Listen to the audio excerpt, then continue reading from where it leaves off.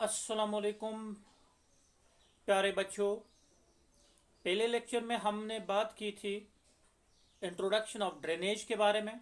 Drainage क्या गो, उसमें Himalayan reverse कौन से हैं और पेनिनसुलर रिवर्स कौन से हैं। आज हाँ, इस लेक्चर में हम जो बात करने जा रहे हैं वो हम बात करने जा रहे हैं हिमालयन रिवर्स की, कि हिमालयन रिवर्स क्या है, कौन से है। जब हम मेजर हिमालयन रिवर्स की बात करते हैं तो हम कहते हैं कि मेजर हिमालयन रिवर्स हमारे पास है द इंडस है, द गंगा है एंड द ब्रह्मपुत्रा है। These rivers are long and are joined by many and important tributaries. A river, along with its tributaries, may be called a river system. तो river system उसको कहते हैं जब एक man river और उसकी ट्रिब्यूटरीज भी पिछले वाले लेक्चर में हमने आपको समझाया था। तो यहाँ पे तीन मेजर रिवर जो हमारे पास है वो इंडस रिवर सिस्टम है, द गंगा रिवर सिस्टम है और द ब्रह्मपुत्रा रिवर सिस्टम है। तो रिवर सिस्टम बोलते हैं river along with its tributaries may be called a river system. तो ये मैप है, ये जो पिछले वाले लेक्चर में भी दिखाया था। तो हम सिर्फ ये नॉर्दर्न इंडिया में जो तीन हमारे रिवर्स है इंडस, गंगा और ब्रह्मपुत्रा, जो हिमालयन रिवर्स है उनकी बात करेंगे पहले। उसके बाद हम पेनिनसुलर रिवर्स की बात करेंगे, एक एक करके उनकी बात करेंगे। लेकिन यहाँ पे हम जो बात करने जा रहे हैं वो इंडस रिवर सिस्टम की बात करते हैं। जहाँ तक इसके ओरिजिन सोर्स की बात है तो river Indus rises in Tibet, ये तिब्बत से निकला है, near Mansarovar lake.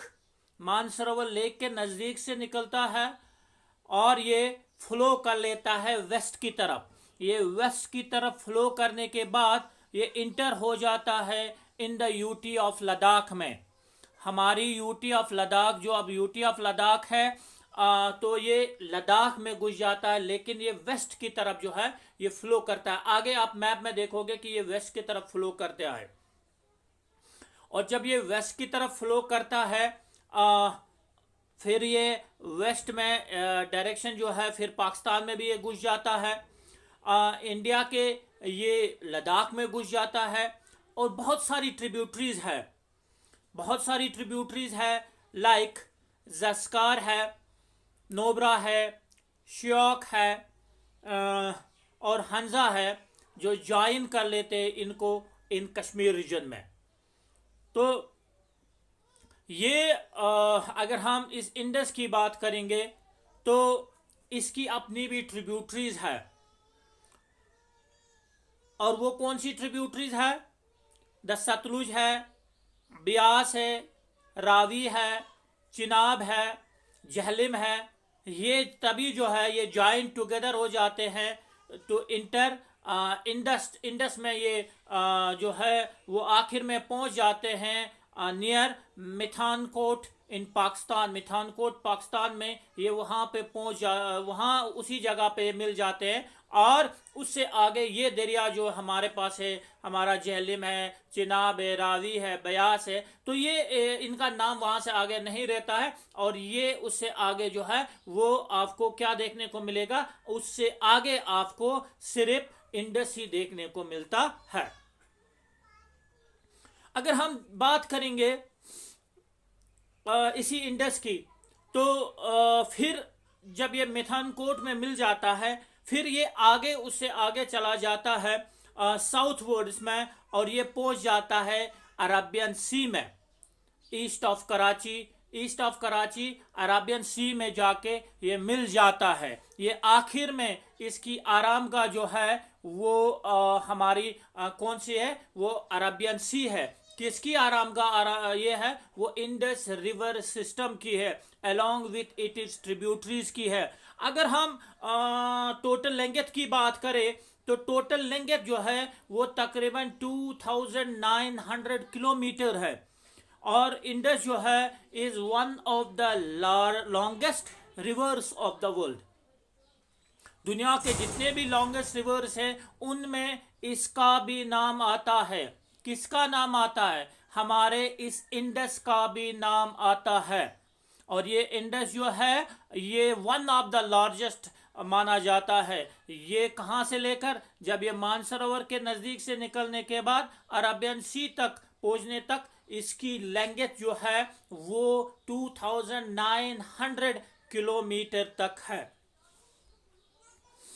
A little over a third of the Indus basin is located in India, in the UT of Jammu and Kashmir, UT of Ladakh, Himachal Pradesh and Punjab, and rest is in the Pakistan।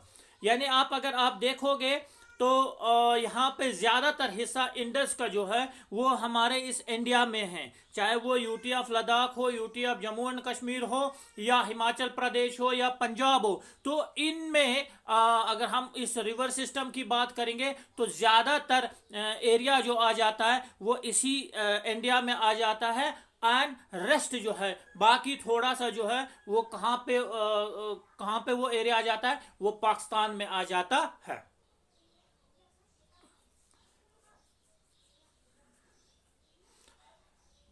फिर यहां पे हम बात करते हैं Indus water treaty की। तो ये आम बूझमुत कि इंडस वाटर ट्रीटी ये क्या है।